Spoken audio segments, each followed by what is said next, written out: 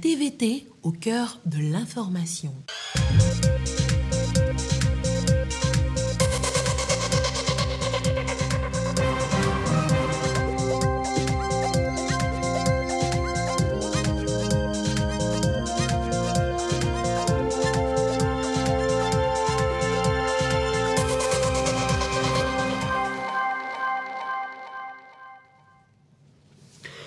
Merci de votre attention. Bonsoir à tous. Dans l'actualité ce soir, les députés disent oui à une nouvelle prorogation de l'état d'urgence sécuritaire dans les savanes. La loi a été votée. À suivre dans cette édition, quelques extraits des questions-réponses parlementaires émissaires du gouvernement. Besoin de soins oculaires dans la V et dans le Yoto, c'est désormais possible. Les unités en construction sur place sont achevées et remises et inaugurées ce jeudi. Reportage à Table et Bouffe dans cette édition tout à l'heure. Et puis la conférence Mind Education de IYF, apothéose ce jeudi au Palais des Congrès de Lomé. Devant le parterre d'invités, les organisateurs ont parlé de la puissance de la parole. Voilà, madame, monsieur, le sommaire. Bienvenue. Voici le 20h. Le 8 de l'Assemblée nationale au gouvernement, l'exécutif a demandé un nouveau délai de 12 mois cette fois pour sécuriser la région des Savanes. Les députés viennent donc de voter la loi prorogeant l'état d'urgence sécuritaire. La plénière, le compte-rendu de Marie-Ange Bidard. 6 mois après la première prorogation de l'état d'urgence sécuritaire dans les savanes, la situation demeure préoccupante. Le gouvernement revient à l'Assemblée nationale avec un autre projet de loi. Une nouvelle prorogation de 12 mois de l'état d'urgence sécuritaire. Motif décliné par la Commission des lois constitutionnelles. Dans la région des savanes, les turbulences se poursuivent et on souhaiterait qu'elles se résorbent et qu'elles finissent définitivement. Et pour cela, nous avons besoin d'encore un peu de temps. Et c'est pour cela qu'une demande de prorogation a été demandée, puisque le personnel de l'État est toujours sur place, à côté des populations, pour y faire face. Les députés ont compris l'enjeu de ce texte de loi. Il faut accentuer la lutte contre le terrorisme et protéger les populations. Les consignes de vote sont données. La situation sécuritaire dans la région septentrionale justifie amplement la prorogation de l'état d'urgence sécuritaire sur 12 mois. Je demande aux députés du groupe parlementaire NET-PDP de voter en faveur du projet de loi autorisant la prorogation de l'état d'urgence sécuritaire. Le groupe parlementaire UFC estime qu'il est de notre intérêt à tous, et dans cette lutte, de soutenir le gouvernement, et dans le cas présent, cela passe par un vote favorable. Nous nous réjouissons de ce que le gouvernement, sous le leadership éclairé du président de la République, chef suprême des armées, son Excellence M. Forest Nyazingbe, reste déterminé à mettre fin à toute attaque terroriste dans notre pays. J'invite tous les collègues députés de mon groupe parlementaire, Union pour la République, unir à nous prononcer favorablement pour le vote. Et le texte de loi va être voté à l'unanimité. Dès lors, le gouvernement a plus de marge de manœuvre. Les forces de défense et de sécurité peuvent prendre de nouvelles dispositions contre les attaques et incursions sur le territoire togolais. La loi que vous venez d'adopter permettra au gouvernement de prendre les mesures indispensables visant à mettre hors d'état de nuire ces groupes armés terroristes qui mènent aujourd'hui une guerre asymétrique et de protéger les populations concernées ainsi que leurs biens. Dans sa mission fondamentale d'assurer la sécurité et la protection des petites populations, le gouvernement sait compter sur le soutien et l'accompagnement habituel de votre auguste Assemblée pour gagner la guerre de la lutte contre le terrorisme et l'extrémisme violent. Je voudrais donc, au nom du président de la République, du gouvernement et en mon nom propre, me féliciter de l'adoption de la loi de prorogation et exprimer ma profonde gratitude à votre auguste Assemblée pour l'acte que les députés viennent en ce jour de poser à l'unanimité. Pour l'intérêt des populations et un climat de paix, la représentation nationale accompagne le gouvernement, surtout quand il s'agit de paix et d'intégrité territoriale. Cette co-construction entre le gouvernement et l'Assemblée nationale, c'est ça qui fait évoluer notre pays. Donc je pense que c'est en cela que nous sommes tout le temps engagés à regarder où sont les intérêts de notre nation, aux côtés de son Excellence, Monsieur le Président de la République, chef des armées, qui, dans son esprit d'anticipation et de vision pour cette nation, avait déjà mis l'armée en ordre de bataille par la réorganisation et la refondation de l'armée et qui a débouché sur aujourd'hui une structuration de cette armée qui permet de faire face aux enjeux sécuritaires du moment. Nous ne pouvons qu'ajouter aussi nos prières à vos prières pour que Dieu continue de protéger notre nation, protéger ses fils et leurs biens et continuer de nous bénir pour que le Togo continue d'être au firmament des nations. L'état d'urgence sécuritaire a été décrété pour 3 mois par le chef de l'État, Faure Eswazina Gnassingbé, par décret en date du 13 juin 2022. C'est la deuxième fois qu'il est prorogé. Votez oui, mais avant de donner leur quitus au gouvernement, eh bien, les élus ont bien voulu comprendre les contours de cette nouvelle prorogation et ça a donné lieu à des échanges parlementaires, émissaires du gouvernement, émissaires et parlementaires, donc parlementaires et émissaires du gouvernement. Je vous proposerai tout à l'heure dans le courant de cette édition quelques extraits donc des échanges. Le sujet est en préparation. Et la lutte contre le terrorisme, ça passe aussi par la lutte contre son financement, le blanchiment de capitaux. Associés désormais à cette lutte, les jeunes des universités et grandes écoles de Lomé, conviés par le GIABA, c'est le groupe intergouvernemental d'action contre le blanchiment d'argent en Afrique de l'Ouest. L'objectif de la rencontre avec Carmen Madjé Akapouf. Le blanchiment de capitaux et le financement du terrorisme, sujet de plus en plus au cœur des débats. Les jeunes sont concernés au regard de leur vulnérabilité, chômage, gains faciles et activités illicites sur le net.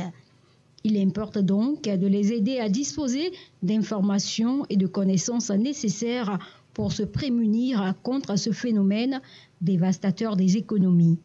Pour la 16e édition des Journées portes ouvertes du groupe intergouvernemental d'action contre le blanchiment d'argent en Afrique de l'Ouest, GIABA, le choix est porté sur Lomé.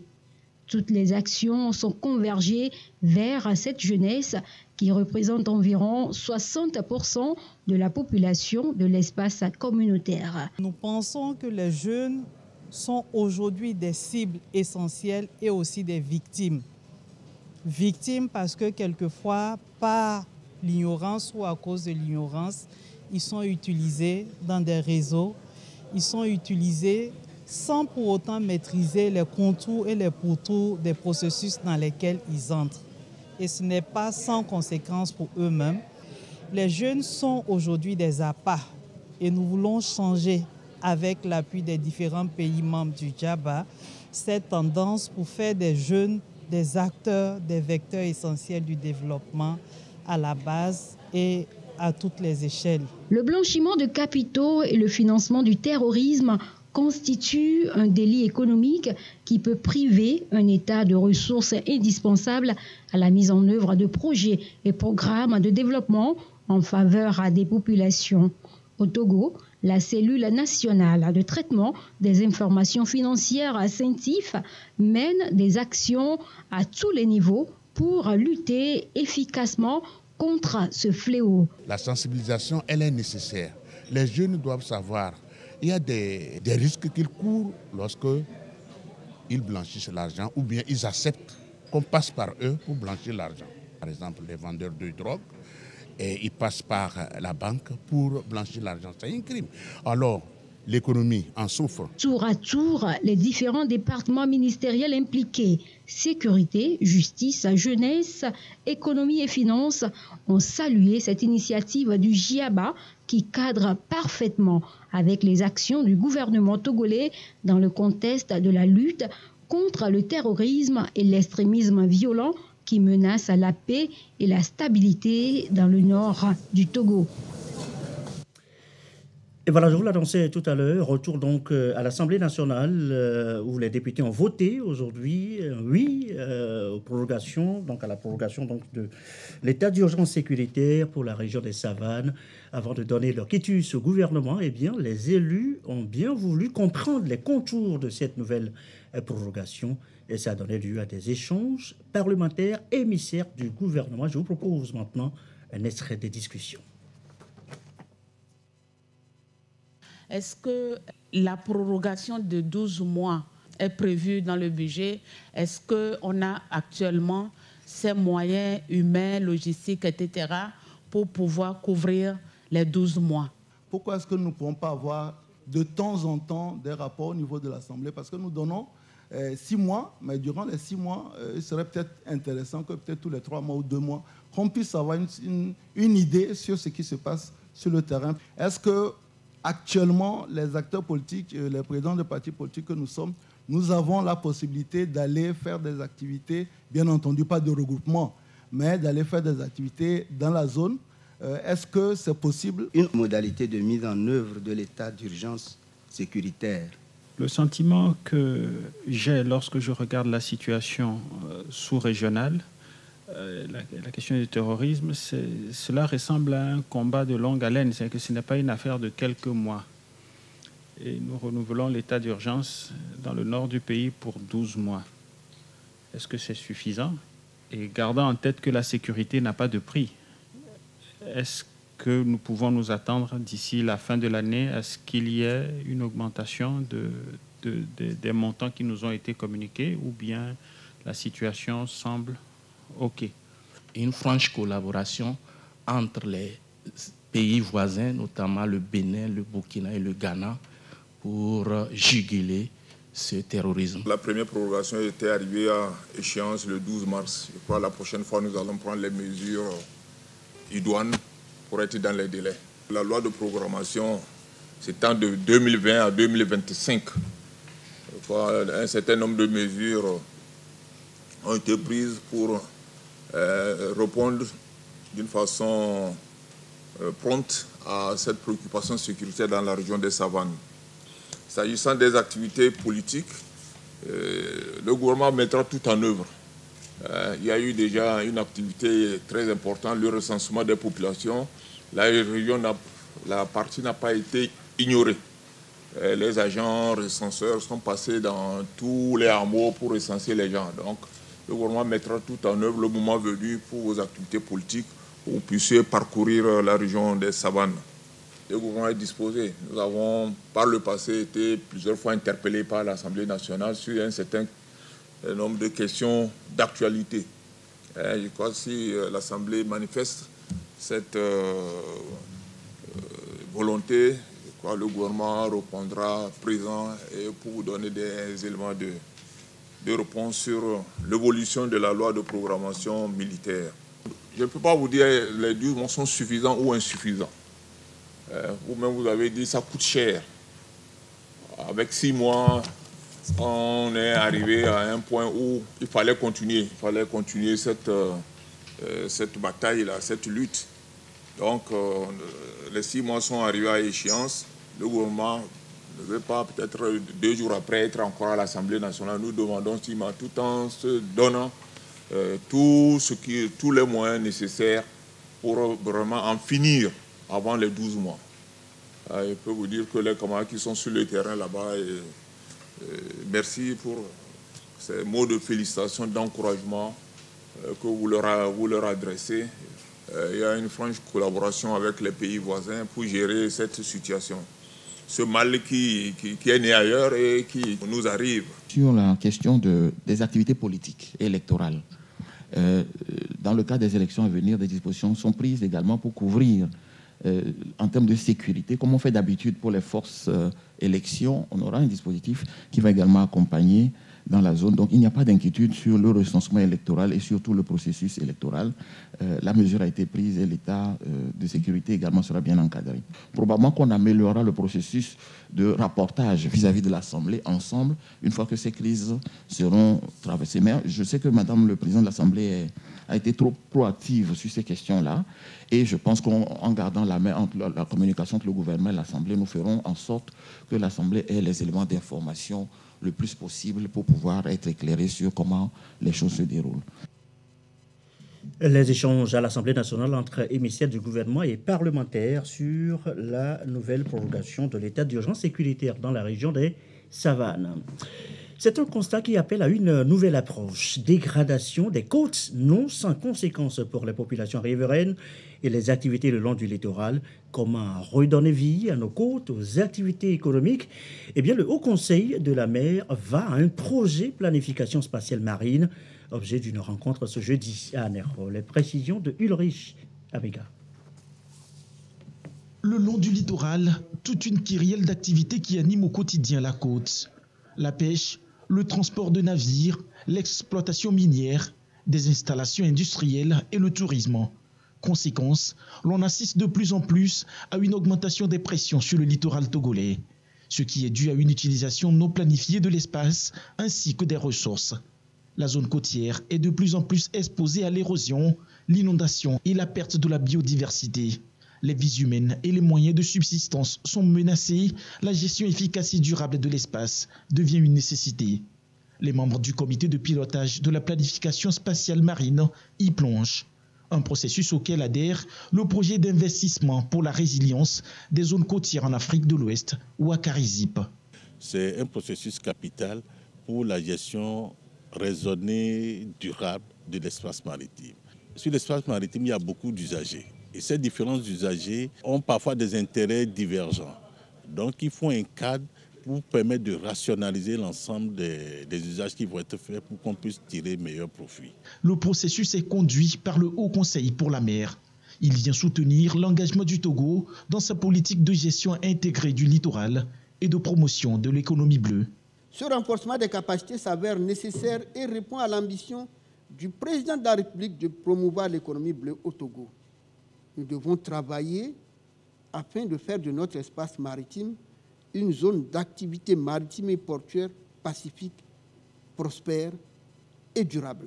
Nous ne saurons faire de notre port un hub stratégique de premier ordre dans la sous-région si les autorités locales décentralisées, les opérateurs économiques, les populations riveraines n'exploitent pas l'océan dans une parfaite harmonie et les écosystèmes marins tendant à préserver l'environnement marin et côtier. Tout au long de ces 2 jours, les membres du comité de la planification spatiale marine vont s'approprier le concept en vue de bien faire conduire le processus dans ses différentes phases. Une réponse à la mise en œuvre de la loi relative à l'aménagement, à la protection et à la mise en valeur du littoral.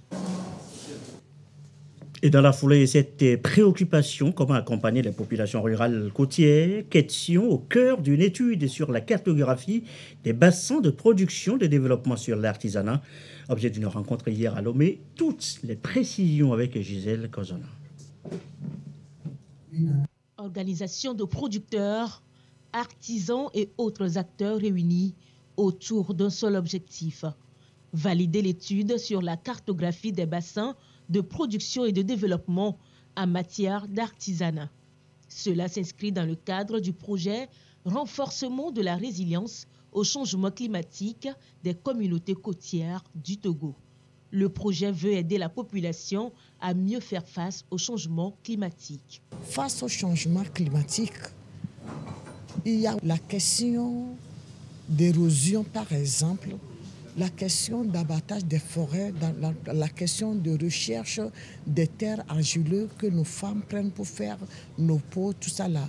Mais comment maintenant aider ces femmes, comment identifier ces groupes de femmes et voir ce qu'elles font, comment elles le font, et maintenant les conduire à renforcement de capacité pour que tout ce qu'elles font puisse donner un plus à la réponse au changement climatique. Cette étude s'est faite en 3 volets.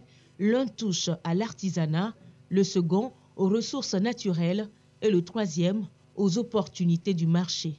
Le premier document part de l'artisanat. L'autre document qui est basé sur les ressources naturelles va présenter chaque écosystème. Quels sont les acteurs autour? Si je prends par exemple la zone du littoral, c'est-à-dire tout au long de la façade maritime, quelles sont les activités que les communautés mènent? Peut-être la pêche, peut-être le maraîchage. Peut-être que certaines communautés ont aménagé des petits sites que les touristes peuvent venir visiter ou que vous pouvez venir passer un week-end. Toutes ces initiatives-là sont présentées dans le document.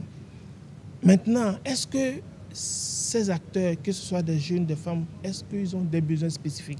S'ils ne sont pas organisés, s'il faut les accompagner pour avoir un statut, pour avoir un document, pour être reconnus, s'il y a un petit matériel qu'il leur faut pour valoriser davantage les activités, les documents vont le sortir. Et puis enfin, le dernier document, il présente en même temps les opportunités du marché. Le projet R4C Togo met un accent particulier sur les couches vulnérables, dont les femmes et les jeunes. Il est financé par la FAO et ses partenaires. La CETOP est chargée de sa mise en œuvre. Autre préoccupation évoquée ce soir, comment éviter le conflit homme-éléphant? Cap sur le parc Fazaoum Alpha Kassa, l'école de technique simple, refouler les pachydermes. Mais comment cela se fait? Les explications et les raisons de cette approche avec, dans la région, des idées à l'envie. Un pachyderme dans le parc Fazaoum Alpha Kassa, mammifère protégé pour contribuer à enrichir la faune. Au Togo, la population d'éléphants se concentre dans ce parc dans la région centrale, située à cheval entre les préfectures de Tchaoudjo, de Sotouba et de Blita. Elle subit une pression des communautés riveraines. Le ministère en charge de l'environnement et des ressources forestières s'est fortement engagé à travailler à réduire le conflit homme-éléphant et permettre une cohabitation paisible et durable. Une formation de communauté dans ce sens sur les techniques simples de refoulement des éléphants et les mesures de protection des cultures. Cette formation va permettre de savoir comment se prendre pour cohabiter avec les éléphants parce qu'ils sont en train de partager le même espace que ces éléphants. Et quand il y a partage des ressources entre deux parties, c'est qu'il doit y avoir forcément ce qu'on appelle conflit. La protection de la faune et de la flore reste une préoccupation du gouvernement togolais pour booster l'équilibre écologique. Les éléphants ont un grand rôle à jouer dans l'écosystème parce que d'abord, ce sont des espèces qu'on qualifie d'espèces parapluie. Sans ces espèces, il y a certaines espèces qui ne pourront pas survivre. Les éléphants, par exemple, aménagent l'écosystème à telle enseigne qu'il n'y ait pas de forêt dans toute la zone. L'éléphant joue aussi un rôle dans la dissémination de certaines espèces. La population d'éléphants dans le parc Fazaoum Alpha Kassa est estimée à 180 en 2021 contre 115 en 2013, un nombre qui croît et il faut maintenir cette courbe ascendante. Je vous l'annonçais en titre tout à l'heure, vous êtes dans l'AVE ou dans le Yoto, vous avez mal aux yeux, eh bien vous pourriez désormais vous faire consulter sur place. Les unités de soins oculaires en construction dans les deux districts sont fin prêtes et remise ce jeudi aux responsables. L'inauguration de l'unité de table pour le récit de Christine Pétikialoudé. L'unité de soins oculaires du centre hospitalier préfectoral de Tablibo, prête à accueillir les patients. Elle contient les services nécessaires, les équipements également. Nous avons des équipements de consultation ici, comme la lampe à fente, qui sert à examiner et à diagnostiquer les pathologies oculaires. Nous avons également à ce niveau le tonopachymètre qui permet de prendre la tension de l'œil. L'unité de soins ophtalmologiques désormais rapprochée des populations de Yoto et de celles des localités environnantes. Les gens font des déplacements simples de 6 à 8 000 allers-retours. Ce qui est arrivé aujourd'hui à Tablibo, c'est très très important pour la préfecture et ça fait du bien. Le projet est mis en œuvre par le Programme national de lutte contre la cécité avec l'appui financier de Christian Blind Mission CBM. C'est un paquet que nous offrons. Ce bâtiment n'est qu'un élément d'un projet complet qui implique le renforcement des capacités, qui implique la sensibilisation, qui implique la mobilisation des acteurs communautaires. Certaines pathologies oculaires sont curables si elles sont vite diagnostiquées. Plusieurs actions, notamment l'opération Zéro Cataracte, est l'une des initiatives du gouvernement en direction des populations. Ce projet vient en appui aux actions de l'exécutif. La mise en place de ces 2 unités de soins d'ophtalmologie participe à améliorer l'accès des populations aux soins oculaires. Des campagnes de sensibilisation, de dépistage d'erreurs de réfraction et d'opérations de cataracte sont quelques actions programmées dans le compte de ce projet. 500 élèves nécessiteux seront pris en charge. Ils bénéficieront de lunettes correctrices. Et la suite et ce manque désormais comblé. Les femmes des médias ont enfin leur association. Association des femmes professionnelles des médias AFPM Togo, portée sur les fonds baptismaux hier. L'Assemblée générale constitutive a accouché d'un bureau et des objectifs à atteindre. Sandra Ziabé. Dans l'association des femmes professionnelles des médias du Togo, AFPM Togo, les femmes journalistes et communicatrices du Togo veulent promouvoir les droits des femmes sur leur lieu de travail. L'association compte mettre un accent particulier sur les opportunités qu'offre le numérique. Les femmes des médias publics et privés sont visées. La question des femmes des médias est une question d'engagement. Il était important que nous-mêmes, femmes, qu'on puisse porter nos voix, au lieu de laisser les personnes qui ne comprennent pas forcément nos responsabilités, nos peines, prendre la parole à notre place. Il faudra qu'on puisse mieux apprendre aux gens à parler aux femmes. La question des stéréotypes, on doit vraiment les traiter. L'ambition est grande et la FMPM Togo a un agenda bien rempli. Former les femmes en JRI, journalistes, reporters d'images et amener ces femmes de médias à participer au développement du pays. L'autre action, c'est de lancer le programme national des journalistes, reporters d'images. On ne peut plus faire la radio comme avant, on ne peut plus faire la télé aussi comme avant. On doit vraiment renforcer les capacités des femmes de médias pour mieux profiter des opportunités du numérique. Ensuite, nous allons vraiment aller de média en média pour faire connaître l'association et recruter plus de membres. À peine née, l'Association des femmes professionnelles des médias du Togo bénéficie du soutien et de l'adhésion des autres organes de presse, des ambassades des États-Unis, de la France et du PNUD. Pour ses partenaires techniques et financiers, les missions de cette association sont en lien avec leur programme en faveur de l'équité genre au Togo. Il est 20h27. En bref, l'actualité internationale. Guerre en Ukraine. Emmanuel Macron en Chine appelle Xi Jinping à ramener la Russie à la raison. Le président français en visite en Chine a exhorté son homologue chinois à faire pression sur son allié russe afin de parvenir à une paix durable en Ukraine. Cela dit, retour chez nous avec ce nouveau coup de filet de la police nationale. 5 individus, dont 2 femmes, tous togolais. Ils volent à bord des taxis en ville. Un réseau démantelé les fait le récit avec le commandant de police Akofa Jovi Bama. La police nationale vient d'interpeller 5 individus, dont 2 femmes, tous de nationalité togolaise, membres d'un réseau de voleurs opérant dans la ville de Lomé et ses environs. Il s'agit d'un nommé Kofi, âgé de 51 ans, Komla Jean-Pierre, 56 ans, Dédé, 22 ans, Komla Atou, 50 ans, Akosio China, 32 ans. Depuis quelques mois, la police a été saisie de plusieurs cas de vol commis sur des passagers à bord de taxis dans la ville de Lomé et ses environs.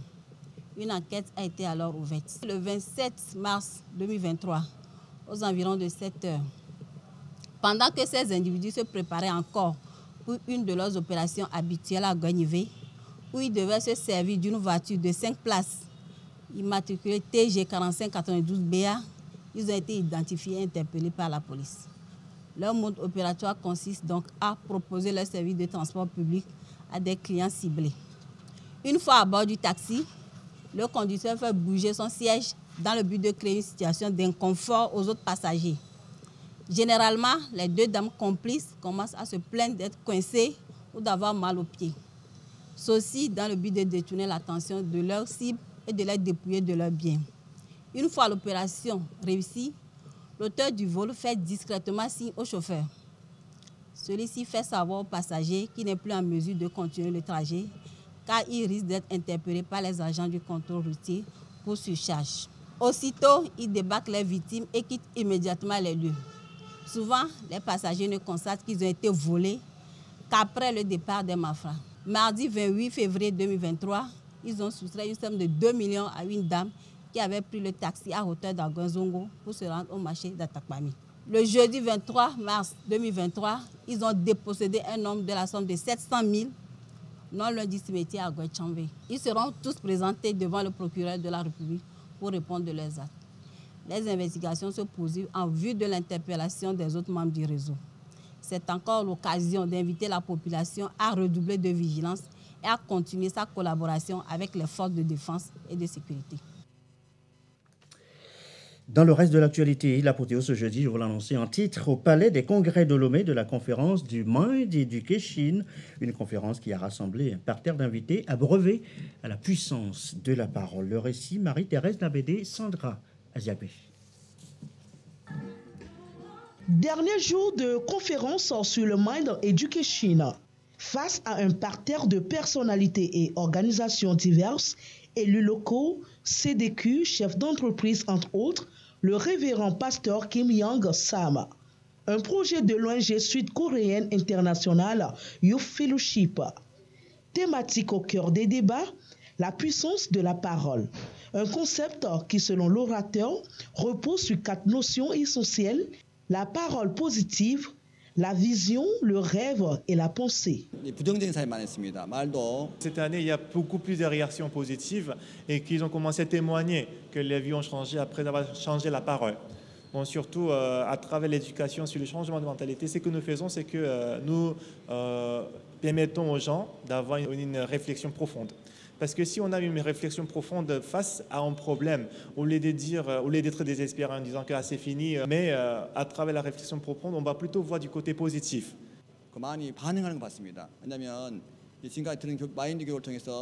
Au sortir de l'édition 3 de la conférence sur Mind Education, les participants sont désormais aguerris pour un meilleur usage de la parole en vue favorable au développement personnel. J'ai posé la question de savoir est-ce que la parole, la pensée, la foi, est-ce que cela conditionne un peu notre environnement? Toutes les personnes que je rencontre ne partagent que de la pensée positive avec moi, ne font que la promotion de la pensée positive pour que je puisse avoir un impact assez considérable. Et là, il m'a donné un exemple assez patent. Il a dit exactement ceci: de voir le vidéoprojecteur, les écrits que cela projette sur le tableau. Si je veux faire partir les écrits du tableau, je ne vais pas chercher à effacer les écrits, mais je dois retourner au projecteur et modifier au niveau du projecteur. Autrement, toute transformation qui impacte positivement et nous-mêmes et notre environnement vient du cœur. Basée dans plusieurs pays du monde, l'association religieuse œuvre pour l'épanouissement des jeunes. Elle offre des bourses d'études coréennes aux étudiants africains et les accompagne dans le domaine de l'entrepreneuriat. À signaler aussi dans l'actualité ce geste de solidarité en faveur des déplacés dans la savane. Illustration, c'était remise de dons que nous raconte Gérard Lagoudou. La résilience des populations rendues vulnérables par la situation sécuritaire dans la région des savanes se renforce davantage. Un cadre de la région, ancien directeur général de la Loterie nationale togolaise Lonato, Youssouf Ouattara, est venu appuyer les efforts du chef de l'État pour l'inclusion et l'harmonie sociale à travers 200 sacs de 50 kg de maïs blanc. Socrate a dit, si les gens connaissaient le bien, ils allaient faire le bien. Le chef de l'État ne dort pas. Les actions concrètes sont là. Son excellence Forest Nanyam Simbe a beaucoup fait. Les terroristes n'ont pas encore gagné 1 cm². Déjà, nous devons nous réjouir et soutenir le chef de l'État et son gouvernement, soutenir les forces de l'ordre qui sont en train de se battre, laisser leur vie même. Un geste de solidarité non seulement au profit des déplacés internes, mais également externes. Et à cette remise symbolique, les bénéficiaires s'en réjouissent. Le Togolais nous a surpris. Je ne savais pas. Ils peuvent nous tenir comme ça. En tant que président des ressortissants burkinabés, le jour les gens sont arrivés à Dapaon ici, si vous allez sonder dans le terrain là, vous ne pouvez pas faire la différence entre les Togolais et les Burkinabés. Ils n'ont pas trouvé ailleurs pour nous faire coucher, dormir. Là où ils sont là avec leurs femmes, leurs enfants. On prend cette pièce, on dit prends. On prend là-bas, on dit prends. Même si c'est n'importe comment là, ils vont tout faire pour satisfaire l'étranger. Que Dieu bénisse le Togo. Que Dieu bénisse le Togo. Que Dieu donne la longue vie à notre président de la République, M. Faure et Sozimna Niassingbe. Les donateurs et les autorités locales ont également saisi l'occasion pour exprimer leur reconnaissance au chef de l'État Faure et Sozimna Niassingbe pour sa politique de paix, de sécurité et surtout de développement. Les bénéficiaires ont été appelés à la culture de l'esprit de bon voisinage et à une franche collaboration avec les forces de défense et de sécurité, toujours engagées dans la lutte contre le terrorisme au Togo. Et jeudi saint, chez les catholiques, l'Église célèbre ce soir, vous le savez, la messe en mémoire de la scène du Seigneur, puis le Saint-Sacrement est déposé au reposoir, l'autel est dépouillé, la croix enlevée et voilée. Tout ce dépouillement, le Christ est entré dans la passion, dépouillé de tout. Jeudi saint vécu, donc ce soir, en prélude hier, la messe chrismale, dont vous découvrez là les images, la messe chrismale qui annonce donc le temps de la passion. Et demain, ce sera donc le chemin de croix. Et avant de refermer cette édition, tout à l'heure, après le journal, vous suivrez votre émission Togo en marche. Pierre Sessoupov vous amènera à la découverte de la côte togolaise et de ses nouveaux remparts contre les assauts de l'océan. Ce sera avec les principaux acteurs du projet Waka, dont les travaux ont officiellement démarré il y a de cela maintenant 6 mois, à suivre tout à l'heure, donc à partir de 21h. Et ceci met fin à cette édition du soir. Merci à vous qui nous suivez ce soir de partout, à Tablibo dans le Yoto, à Sokole dans le Tchaoudjo, et comme d'habitude, toujours fidèlement. Très belle soirée chez vous.